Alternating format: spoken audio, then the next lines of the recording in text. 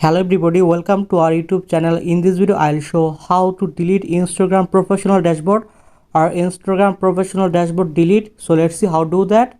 And then right top corner three button option, click on it and then scroll down, and in this you can choose and open creator tools and controls, and in this you can choose and open switch account type. Click on it.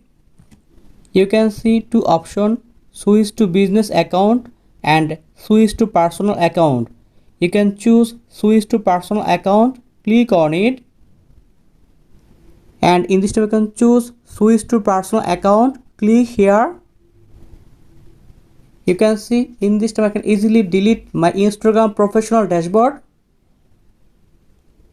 You can see in this here no Instagram professional dashboard. That's when I can easily delete my Instagram professional dashboard. So thank you very much and please subscribe this channel.